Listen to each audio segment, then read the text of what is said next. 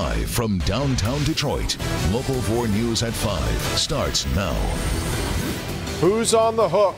Chesterfield Township's fire chief says it cost $100,000 to free two men trapped in a trench last night, why he says taxpayers shouldn't have to pay for it. Jason. It began with a shocking murder of his grandmother here in her home and ended 6.5 miles away on some train tracks.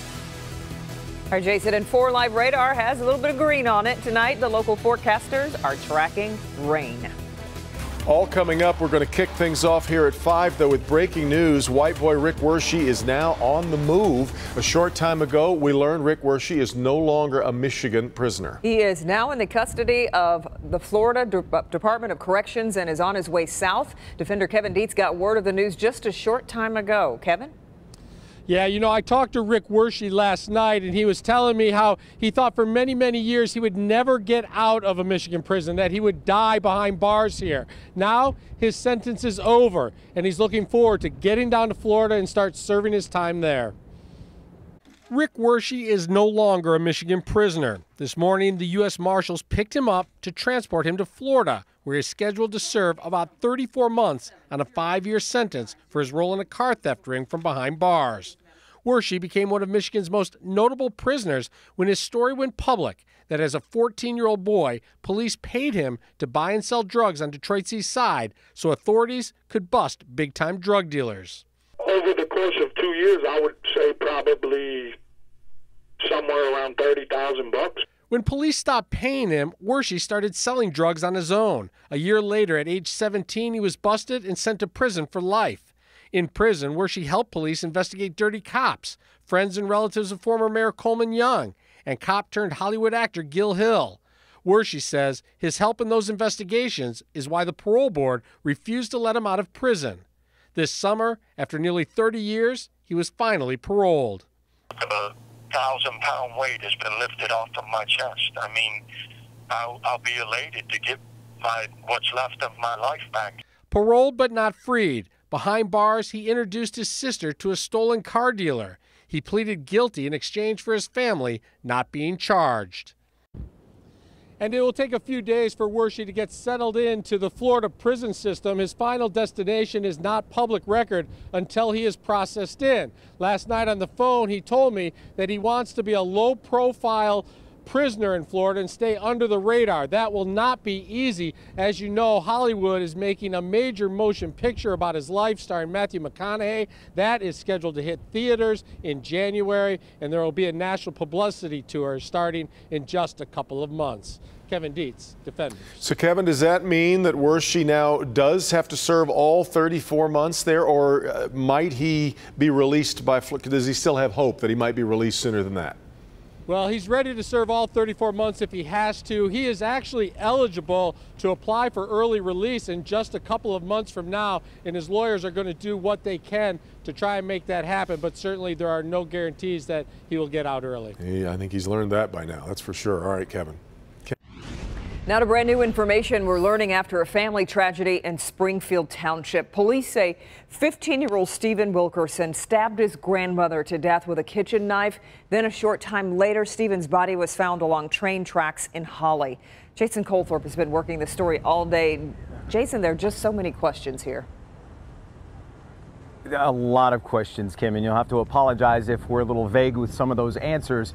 But I've spoken with the father in this case. Now, keep in mind, this is the father who lost both his son and his mother-in-law in all of this today. And of course, he doesn't want the family's dirty laundry aired. But it boils down to this. This 15-year-old was dealing with some of the normal problems a 15-year-old teenager goes through. And the way his dad explains it is he wasn't dealing with those as well as other kids do. And given all that, yesterday he found himself in a disagreement with his grandmother. The call came into police just before 6 a.m. The father of 15-year-old Stephen Wilkerson found a note he'd left saying he was going to kill his grandmother. When police arrived here at the home of 65-year-old Mary Barnes in Oak Hill Estates, they found her stabbed in her bedroom multiple times. I've lived here 30 years, and nothing like this has ever happened in this park. And I mean, it just shocked me to the point where my knees went weak, and I shook, and I almost fell. I was so shocked. to hear something like that had happened right across the street from me. Police believe Wilkerson rode his bike here from his house just a few blocks away. After killing his grandmother, he stole her Pontiac G6. It was discovered at 9 a.m. in a downtown Holly parking lot. After a search of some buildings, canines tracked a scent to the train tracks about a block away. A few hundred yards down, an investigator found the body on the tracks around 10:30.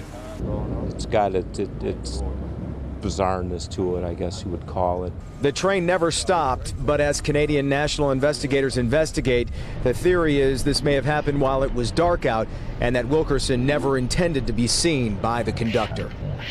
Just a totally unfortunate circumstance that now, you know, if this is depending on how the investigation, the two people from the same family lost their lives and in the way they did it, it's horrible. Yeah. It is horrible. No doubt about that. Coming up at 6 o'clock, we're going to hear from a friend of Wilkerson's, try and get some insight there, and also tell you what Mary Barnes, who lived here, meant to the kids of this neighborhood. Kim? Just absolutely heartbreaking, Jason. And I know they said they don't want the dirty laundry aired, that sort of thing. A lot of questions. Is there any indication, though, what the argument was about specifically? He did get into that a little bit, and just again, I'll be general about it. He basically described it as a misunderstanding, and unfortunately, it just kind of it spiraled. And on both sides, I think there's a little bit to go around on both sides there, and it got out of control, obviously.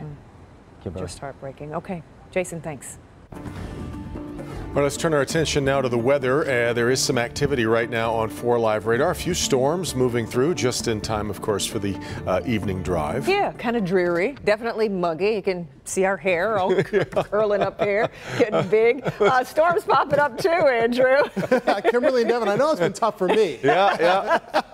So I know you're speaking for me. I know you're doing that. Okay, outside right now. All jokes aside, now we are seeing some sunshine pop up right here in Detroit once again. That's why temperatures have returned close to 80 degrees. We've had one line of showers move through already this afternoon. In downtown Detroit, you saw these race across portions of our south zone during first at 4.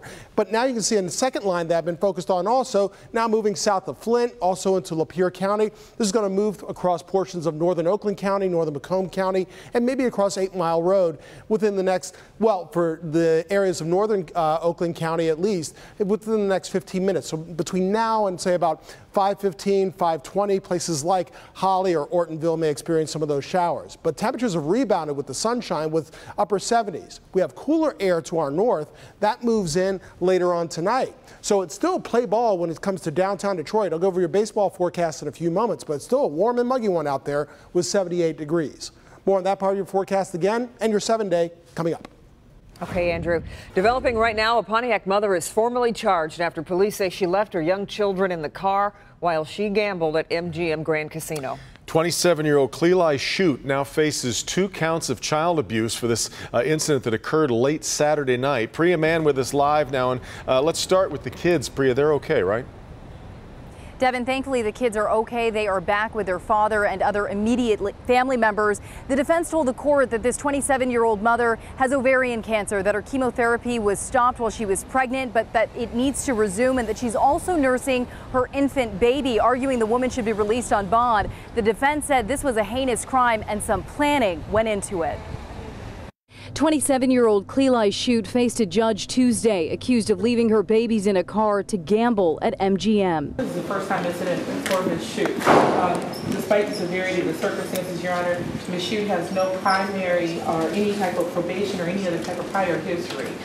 This is the type of case that obviously is very serious in nature. We have 2 minor children that are vulnerable and cannot take care of themselves. Near midnight last Saturday, a 2-year-old boy and a 6-month-old girl were found in a vehicle in the MGM parking structure. Police say blankets were used to cover up the windows, which were left slightly cracked. A person walking by noticed the children and contacted security. We're doing video footage that she covered the windows so that these 2 children could not be seen from outside the vehicle. That the temperatures within that parking structure were between 85 and 90 degrees. The mother of 2 was found inside the casino and arrested. She's been cooperative at the time of the arrest. as well as with investigating officers with regards to making a very truthful statement as to the nature of the case. Shute has been charged with 2 counts of child abuse in the second degree, felonies with 10-year sentences. She pleaded not guilty. Now, the judge did grant the woman bond, $100,000, 10%. She cannot contact the witnesses or the children's father. But here's what's not clear: if she'll be able to contact or be with her children. Now, the defense suggested that CPS did not recommend the woman to be kept from her kids, but that could not be immediately verified during this arraignment hearing. Reporting live from downtown Detroit, I'm Priya Mann, Local 4. All right, Priya. Traveling to Detroit, from Detroit to Windsor or the other direction is getting a little more complicated. According to the Windsor Star, a complicated construction project worth almost $17 million is going to close the tunnel Sunday through Thursday nights from 9 p.m. to 5:30 a.m. It's going to start in November and last 8 months or so. This project comes after a recent inspection revealed that there was a serious need for a makeover to the ceiling of the tunnel. During non-construction hours, the tunnel is expected to operate like normal, but a lot more folks will obviously be relying on the bridge if they're heading over in the nighttime. Well, the man convicted of the Jenny Jones murder, that's now more than 20 years ago, is now free from prison. That murder took place back in 1995 during a taping of the Jenny Jones show. Scott Amador admitted to having a crush on Jonathan Schmitz. Schmitz showed up at Scott's house 3 days later, where he shot and killed him. Schmitz was sentenced to 25 to 50 years in prison, but was granted parole back in March, and he was just released this morning. The U.S. Navy reports it has found the remains of some sailors following the collision of a destroyer with an oil tanker near Singapore. 10 sailors were reported missing after the USS John S. McCain collided with a commercial ship Monday. The Navy found remains in a flooded compartment of the ship. The Malaysian Navy also reported recovering remains at sea, but thus far cannot confirm if those are sailors from the McCain. Petty Officer Kenneth Smith of Milford is a member of the McCain crew, and he may be among those missing. We're just getting started here tonight at 5. We have a lot more ahead in this next hour, including the Powerball jackpot hitting dizzying heights and a warning for beachgoers on Lake Michigan. And we're not talking about E. coli this time. Nick? I'm Nick Monticelli. Thieves caught in the act stealing wheels and tires off of cars, this time in Royal Oak. But this is the beginning of a wild story, a chase, a crash, ending in Southfield. All right, Nick, but first, it was a massive rescue effort to get 2 workers to safety. Why Chesterfield's fire chief says someone's on the hook to pay for his department's response. We'll be right back. New at 6. Many people, particularly teenagers, find this view alluring here in Warren. Frightened, scared. I don't know what was going on. Did they do it? Why your license could soon be obsolete and how it could affect almost every driver here in Michigan. What you need to know coming up in my Help Me Hank report. Okay, Hank, harrowing moments in Chesterfield Township as fire and rescue crews worked to free 2 men after the trench they were working in collapsed. Today, no work was happening on the site as OSHA investigators were there looking over exactly what happened. But our Priya Mann spoke with Chesterfield's chief about the costs of this countywide rescue and who could be held responsible. We're getting our first close-up look of the worksite where 2 men were trapped in a trench for hours. And take a look at this. Construction here has been temporarily shut down, but the question remains, who foots the bill for that massive emergency response? Every firefighter that was here came from another community. About 60 firefighters from across Macomb County were called in Monday to rescue 2 men trapped in a trench 8 feet below surface level. Those are outside the scope of what we normally do. Those are outside the scope of what the tax base normally pays for. So there will be billings coming in for the different services. Local departments had to bring in extra firefighters as crews were diverted to the trench rescue. All that manpower, heavy machinery, specialized tools and lumber adds up quickly. Based on the manpower and equipment, I would guess the range could be up to $50,000 to $100,000. The home is being built close to Lake St. Clair near Jefferson and Hall Road in Chesterfield Township. Local 4 reached out to the builder, Titanium Construction. The owner says they hired a local contractor for excavating work. The fire chief says it's not clear yet who will have to pay. It could be Titanium Construction, their insurance company, the contractors, if they were actually contractors, if they have insurance. So, you know, the billing will be passed along to them in any way that we can. On Tuesday, OSHA was at the site investigating. The building department and DPW are also looking into any potential violations. This is where the two men were trying to shore up the foundation to this new home. But here's where they may have run into a problem. The new home sits next to a canal, making the soil here a lot softer than the workers may have anticipated. OSHA now investigating to see if there were any safety violations here. Reporting from Chesterfield Township, I'm Priya Mann, Local 4. All right, Priya, crews are going to fill in the hole to ensure that the site is safe. In the meantime, the Macomb County Technical Rescue Team and local departments are still tallying up their bills. Well, it is time to dream big. I mean, really big. For Powerball players here in Michigan and across the nation for that matter, the multi-state lottery game has passed another threshold, with the jackpot now rising to $700 million. It will likely go higher before tomorrow night's drawing. If one ticket wins the jackpot, the holder can take the cash payout of $443 million. which would spend, wouldn't it? Yeah. Chump change. Yeah. That's what that a few says. things. Andrew is in for Ben Bailey tonight, and I was thinking about, you know, Ben was down covering the eclipse. If this had been our weather yesterday, we'd have missed out on what little bit of the eclipse we got.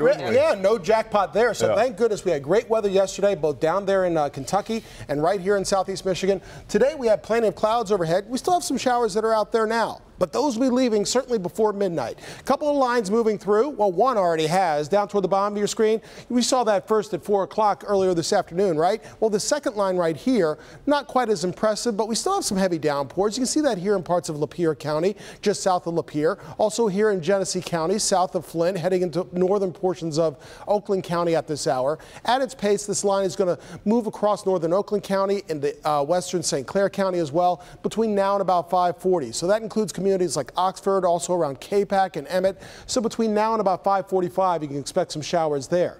Camera bouncing around a little bit, so it's a little breezy out there as you head outside, but still warm and muggy with winds out of the west at 20 miles per hour. Temperatures have popped back up to 78 degrees. I say pop because it has been cloudy much of the day, and that rain certainly cooled the air a bit into the low and mid 70s earlier this afternoon. But it's still going to be a warm and muggy one over at the ballpark.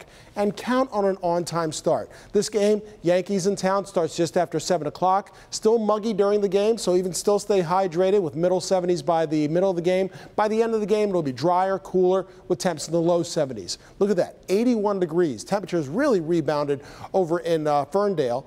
After these showers pass, a cold front moves through. Look how much cooler it is to our north. 60s in Marquette, Duluth. We're looking at 74 degrees for our friends in Green Bay.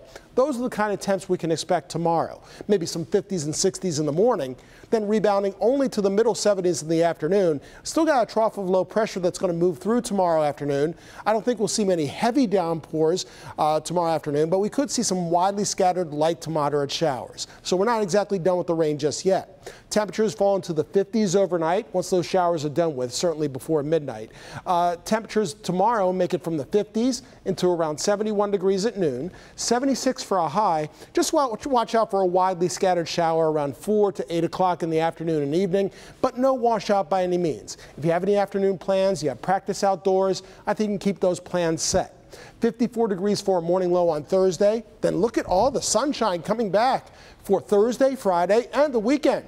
Hydrofest, you got the hydroplanes around Belle Isle Friday and through the weekend, with temperatures going back to the upper 70s and to around 80 degrees by next Sunday, which is about average for this time of year. Not too bad. Okay, let's check in with Dr. McGeorge. Hi, Doc. Hey guys. Maybe sneak a peek at the eclipse yesterday without the special glasses. You know who you are. Coming up, the symptoms you need to be on guard for and when they would most likely show up. All right, Doc, but first, stories from across Michigan, including a tragedy at a public pool in Grand Rapids. It's next. Across Michigan, stories from Battle Creek and a warning today for folks headed to the Lake Michigan shoreline. Let's start this Michigan roundup, though, in Grand Rapids. The investigation is underway there after a 21-year-old man drowns in a closed public pool early this morning. Police said the man and others jumped the fence at Richmond Park about 5:30 this morning. Police said the man was not able to swim, couldn't get out of the pool. When officers arrived on the scene, they performed CPR, but the man later died at the hospital. Police have questioned one man of the group and continue to search for another. A hotel owner in Battle Creek is behind bars and now being ordered to pay former workers over $150,000 in back wages. 31-year-old Mike Patel admits he underpaid his workers, then lied about paying them back. Patel is ordered to pay $150,500 to former employees. He will serve a 60-day sentence and then 2 years of additional supervised release. Finally, back to western Michigan, a bizarre threat to swimmers today along certain stretches of Lake Michigan as waves were more than 8 feet tall. Those waves reached their peak heights between Whitehall and Grand Haven. According to the National Weather Service, winds increased 15 to 25 miles per hour, which increased the threat of large waves. A beach hazard advisory remains in effect to this minute. New at 5:30. New technology and a brand new effort to reduce street flooding right here in Detroit. We'll show you how it all works in my Help Me Hank report. President Trump in Arizona tonight, as many are still evaluating his new strategy in Afghanistan. I'm Nick Monticelli. Thieves caught in the act stealing wheels and tires off of cars, this time in Royal Oak. But this is the beginning of a wild story, a chase, a crash, ending in Southfield. Next week. An early morning chase ends with police making a huge bust, and police say the people who tried to get away were serial thieves.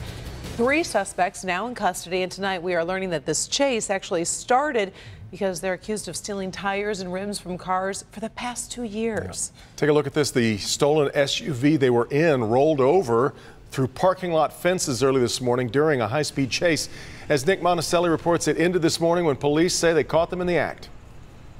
Good evening. That is where the chase ended. This is where it started. This task force tracking this crew all night, catching them in the act, stealing wheels and tires off of this car. I guess it's going to just be kind of annoying to have to, make that insurance claim and stuff like that, and it shakes your faith a little bit. He does not want to be on TV, but he doesn't mind sharing his story. Waking up this morning to Royal Oak police officers. We came outside with a couple of flashlights, and the police had a couple of cruisers in the driveway, and they were shining their lights on the vehicle as well, and so it became clear right away that, yes, there had been some type of burglary. That, of course, was 2 wheels ripped off this Ford Fusion, and a block away, all 4 wheels taken from this Explorer, but all while undercover police were watching.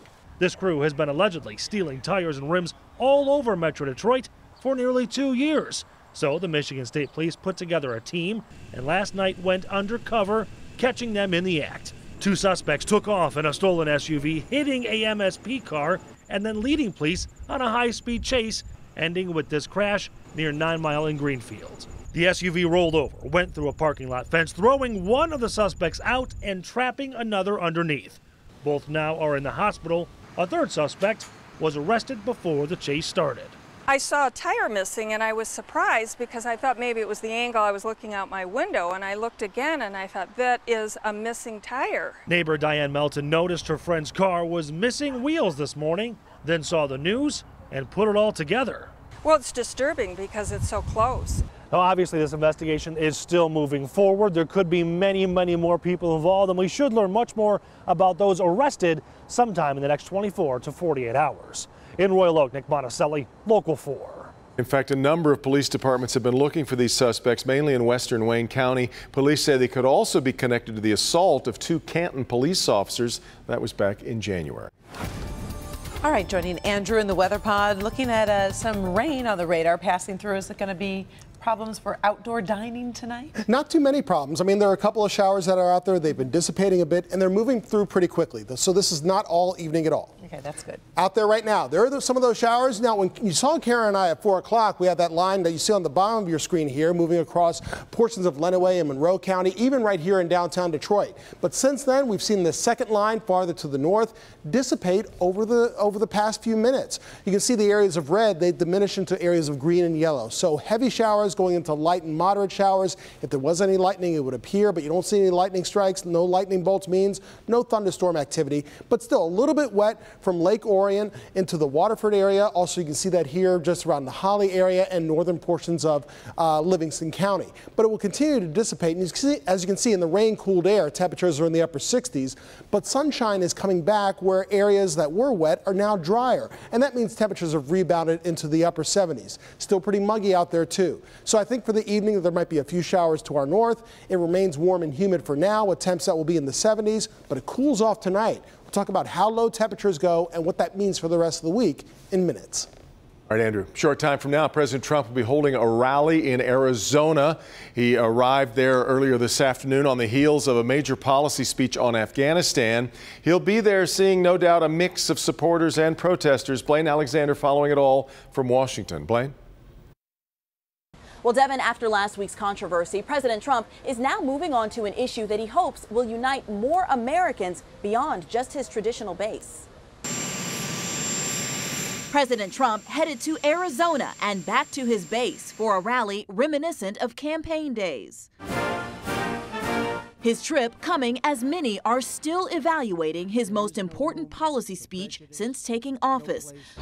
The president promising a winning strategy in Afghanistan, but as for specific plans, not many. I will not say when we are going to attack, but attack we will. His focus, stop terror, clamp down on neighboring Pakistan, a terrorist hideout, and let ground conditions, not timetables, determine when to withdraw. The only way we can defeat an enemy that is as nimble and as cagey tactically as this enemy is we have to be as cagey and tactical as they are. From veterans, a mixed reaction. Donald Trump could have saved us all a lot of time last night if he would have just taken to Twitter and posted a photo of him kicking a can down the street and said, here's my policy on Afghanistan. I think that he did a good job last night. I think that changing the status quo is important. And a similarly mixed bag as the president arrives in Arizona after even the Phoenix mayor asked him to stay away. Arizona supports Donald Trump. He is bringing jobs back. He's helping the military. But the city also bracing for protests, as many are still reeling from the violence in Charlottesville and the president's response. And President Trump began last night's speech on Afghanistan by denouncing hatred and bigotry and calling for a united country. Now many are waiting to see if he will continue that message at tonight's rally. At the White House, Blaine Alexander, Local 4. All right, Blaine, also today, the president's son-in-law and senior advisor Jared Kushner is on a tour of the Middle East. He will be visiting some Gulf states and Israel, including a stop in the Palestinian territories. Nearly 2 weeks after a deadly attack at a white nationalist rally, unrest continues in the city of Charlottesville, Virginia. This time, more than 100 people showed up to a city council meeting to express their anger with the city's handling of that rally. I had multiple opportunities to intervene, and you did not intervene one time. We told y'all exactly what y'all needed to do, and y'all did nothing. You want to call yourselves the capital of the resistance? The resistance was the medics who saved lives. The people demanded answers and asked that someone be held accountable for the 3 lives lost and dozens more injured when a man drove his car into a group of protesters. If you guys can't do your job and protect these people, because this is my extended family right here. If you can't do it, I'm going to get somebody together and we're going to do it. Tensions boiled over, which led to police officers attempting to keep the crowd calm, which backfired, causing more disturbance. In all, 3 people were hauled out and arrested. California woman who is dying from cancer has been awarded nearly $500 million in a lawsuit. She said Johnson & Johnson should have warned her about cancer risks from its baby powder. Eva Echeverria used the talc-based baby powder for 40 years. She claimed the powder led to her terminal ovarian cancer. A jury saw her tearful video deposition. Her attorney says she was too ill to attend the trial. My client, I think today, has done what she wanted to do. She's going to die. She's losing that battle, but she's so happy that she won the battle for the other women in this country. Johnson & Johnson is going to appeal the verdict, they say, while it appears 4 other similar verdicts as well, or while it appeals 4 other similar verdicts. The company faces thousands of lawsuits and claim customers should have been warned about cancer risks from talc powder. Bill Cosby's retrial on sex assault charges has been delayed. It's not going to happen now until next spring. And that's because Cosby is getting a new team of lawyers. Cosby went to court today outside of Philadelphia to ask a judge for more time to have his new legal team get up to speed on his case. That team includes the lawyer who won an acquittal for the late Michael Jackson on child molestation charges. A jury deadlocked in Cosby's first trial on charges he assaulted a female acquaintance back in 2004. Yesterday's solar eclipse brought a sense of awe and wonder to millions of Americans, but it ended in tragedy for one woman in Kentucky. A 23-year-old woman watching the eclipse with a friend in Hyden, Kentucky, was killed when a car veered over the median, struck a utility pole, and hit the two women. The woman who was with the victim and the driver of the car, they're both hospitalized. Police are still investigating how it happened. Now to good health. Yesterday's eclipse came with tons of warnings. Do not look directly at the sun. But a lot of people, including, we should note, President Trump, didn't maybe take those warnings as seriously as they should. Dr. Frank McGeorge is here to explain the delayed symptoms of eye damage from the sun. Exactly, Karen. Yesterday's eclipse was special because the area of totality crossed America, something that hasn't happened in 99 years. But partial eclipses aren't super rare, and eye specialists have been warning of the dangers for decades. This editorial from a 1963 medical journal specifically identifies that the most commonly injured people are boys between 9 and 15 years old. For anyone outside of the total eclipse, looking directly at the sun can cause a number of different injuries. Starting at the outermost part of the eye, the cornea is the clear layer we see through. This can be damaged in a similar way that the skin is damaged in a sunburn. In fact, more commonly I see problems in people who are in the ER that have glanced at a welder's arc with a naked eye. About 12 hours after an exposure like that, they have a painful, gritty feeling in their eyes that's often worse in light. The good news, though, is this will resolve on its own within about a day.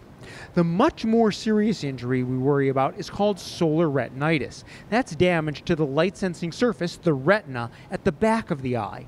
Because the retina doesn't have pain sensors, this doesn't hurt, but it will produce anything from a fuzzy spot in the center of vision all the way to permanent total blindness. Now, the loss of vision is not always immediate, but it should be apparent about the first day after the exposure. Now, if you or your child does notice a change in vision, you should talk to your eye doctor. And incidentally, the University of Michigan is starting a long-term registry to track the impact of eclipse-related eye injuries. No pain sensors in that part of the eye, so you've been hurt without it hurting, which is fascinating. That's exactly it, and the symptoms can be delayed, so you do have to be aware that this is something to be on the lookout for. And remember, eclipses do occur over and over again, so remember this for the future. All right, thank you very much, Doc.